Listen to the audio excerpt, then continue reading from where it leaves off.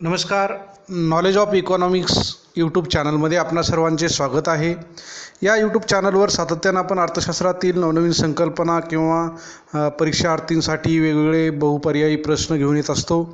त्याच पद्धतीनं युनिव्हर्सिटीचे एक्झाम सुरू आहेत. खास करून BCom सेकंड सेमिस्टर 4साठी मनी अँड फायनान्शियल सिस्टम, पैसा आणि वित्तीय रचना हा जो पेपर आहे तो एक कंपल्सरी पेपर आहे. या पेपरवर आधारित येत्या काही दिवसामध्ये याच्यावर आधारित एक्झाम होणार आहे. या एक्झामला सामोरं जात असताना काही महत्त्वाचे बहुपर्यायी प्रश्न आपणास माहीत असावेत किंवा कशा पद्धतीने प्रश्न विचारले जाऊ शकतात त्याची एक अंदाज यावा, यासाठी हा व्हिडिओ आपणासाठी खूप उपयुक्त ठरणार आहे. त्यासाठी विद्यार्थी मित्रांनो, व्हिडिओ पाहण्या अगोदर या यूट्यूब चॅनलला सबस्क्राईब करा, लाईक करा आणि बेल आयकॉनवर टच करायला विसरू नका, जेणेकरून पुढील व्हिडिओ तुम्हाला पाहायला मिळतील. हे सर्व प्रश्न तुमच्यासाठी खूप महत्त्वाचे आहेत. चला तर मग आपण पाहूयात. 1 नंबरचा प्रश्न, टिंबटिंब म्हणजे आधुनिक युगातील माहिती तंत्रज्ञानाचा वापर करून ग्राहकांना बँकिंगच्या सेवा उपलब्ध करून देणे होय.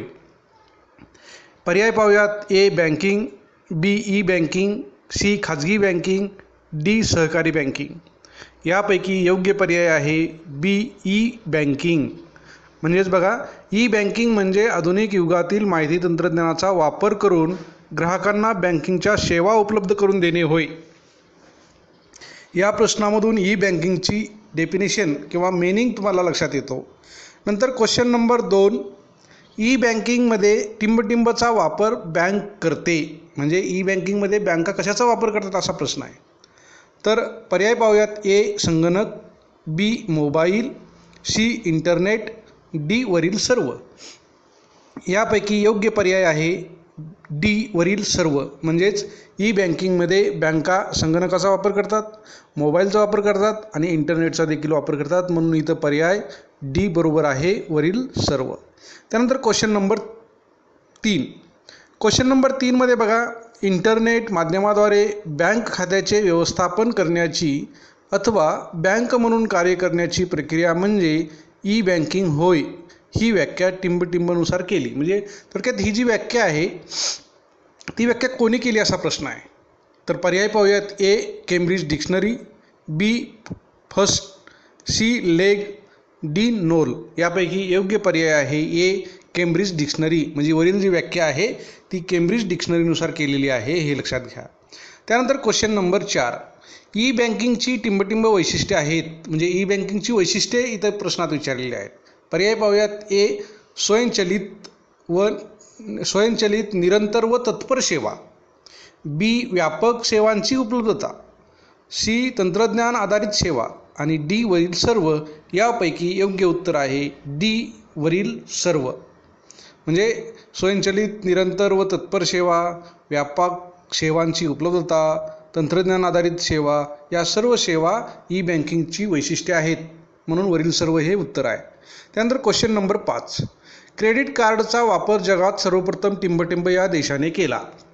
म्हणजे जे क्रेडिट कार्ड आहे त्या क्रेडिट कार्डचा वापर सर्वप्रथम कोणत्या देशाने केला असा प्रश्न आहे. पर्याय पाहूयात. A England, B America, C Russia, D Bharat. यापैकी योग्य उत्तर आहे बी अमेरिका. म्हणजे क्रेडिट कार्डचा जगात सर्वप्रथम वापर कोणत्या देशाने केला, तर अमेरिका या देशाने केलेला आहे, हे लक्षात ठेवा.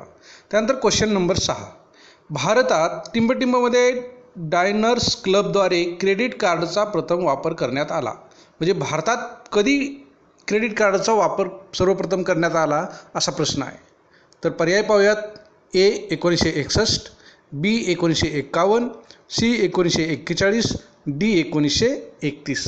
यापैकी योग्य पर्याय आहे ए 1961. म्हणजे भारतात क्रेडिट कार्डचा सर्वप्रथम वापर कधी करण्यात आला, तर 1961. आणि या अगोदरच्या प्रश्नात काय पाहितलं, जगात सर्वप्रथम कोणत्या देशाने क्रेडिट कार्ड वापरलं ते आपण तिथं पाहितलं, अमेरिका. आणि भारतात कधी सुरुवात केली, तर 1961मध्ये. त्यानंतर क्वेश्चन नंबर 7, भारतीय रिझर्व्ह बँकेने सन टिंबटिंबपासून इलेक्ट्रॉनिक निधी हस्तांतरण प्रक्रिया देशभरात वापरात आणली. बघा, इलेक्ट्रॉनिक निधी हस्तांतरण प्रक्रिया भारतामध्ये कधी अस्तित्वात आणली भारतीय रिझर्व्ह बँकेने. पर्याय पाहूयात. ए 2001, बी 2003, सी 2005, डी 2007 यापैकी योग्य पर्याय आहे सी 2005. त्यानंतर क्वेश्चन नंबर 8. भारतात मार्च टिंबटिंबमध्ये तत्काळ निधी निपटान पद्धत सुरू झाली. म्हणजे प्रश्न काय आहे, तत्काळ निधी निपटान पद्धत भारतात कधी सुरू झाली असा प्रश्न आहे. याचे पर्याय पाहूयात. ए 2002, बी 2004, सी 2006, डी 2008 यापैकी योग्य उत्तर आहे बी 2004. त्यानंतर क्वेश्चन नंबर 9. टिंबटिंबमध्ये भारतीय राष्ट्रीय भुगतान निगमची स्थापना करण्यात आली. म्हणजे भारतीय राष्ट्रीय भुगतान निगमची स्थापना कधी करण्यात आली असा प्रश्न आहे. पर्याय पाहूयात. ए 2002, बी 2004, सी 2006, डी 2008 यापैकी योग्य उत्तर आहे डी 2008. त्यानंतर क्वेश्चन नंबर 10. भारतीय अर्थव्यवस्थेला रोकड विरहित अर्थव्यवस्थेकडे घेऊन जाण्याच्या दृष्टिकोनातून टिंबटिंब ही संस्था कार्यरत आहे. बघा, भारतीय अर्थव्यवस्थेला रोकड विरहित, ज्याला आपण कॅशलेस असं म्हणतो, त्या दिशेकडे घेऊन जाण्यासाठी दृष्टिकोनातून जी संस्था स्थापन करण्यात आली त्या संस्था कोणती असा प्रश्न आहे. पर्याय पाहूयात. ए भारतीय राष्ट्रीय भुगतान निगम, बी बहुराष्ट्रीय भुगतान निगम, सी भारतीय राष्ट्रीय निगम, डी वरीलपैकी नाही. यापैकी योग्य उत्तर आहे ए भारतीय राष्ट्रीय भुगतान निगम. म्हणजे कॅशलेस व्यवहाराकडे भारतीय अर्थव्यवस्थेला घेऊन जाणारी संस्था कोणती किंवा त्यासाठी स्थापन करण्यात आलेली संस्था कोणती, तर भारतीय राष्ट्रीय भुगतान निगम ही संस्था आहे, लक्षात ठेवा. त्यानंतर क्वेश्चन नंबर 11. तत्काळ भुगतान सेवा IMPS टिंबटिंबमध्ये सुरू करण्यात आली. म्हणजे तत्काळ भुगतान सेवा कधी सुरू करण्यात आली असा प्रश्न आहे. पर्याय पाहूयात. ए 2005, बी 2010, सी 2015, डी 2020 यापैकी योग्य उत्तर आहे बी 2010. त्यानंतर क्वेश्चन नंबर 12. बँकिंग संस्थांनी आपल्या ग्राहकांना रिझर्व्ह बँकेद्वारे निर्देशित टिंबटिंब या मानकाच्या पालनाद्वारे निर्मित चेक देणे आवश्यक आहे. बघा, मानक खाली बघूया. पर्याय. A CTS 2010, B CTS 2011, C CTS 2012, D CTS 2013 यापैकी योग्य उत्तर आहे ए CTS 2010. त्यानंतर क्वेश्चन नंबर 13. मोबाईल बँकिंग सेवा प्रणालीचा वापर ग्राहक टिंबटिंबसाठी करू शकतो. बघा, 13वा क्वेश्चन काय आहे, मोबाईल बँकिंग सेवा प्रणालीचा वापर ग्राहक टिंबटिंबसाठी करू शकतो.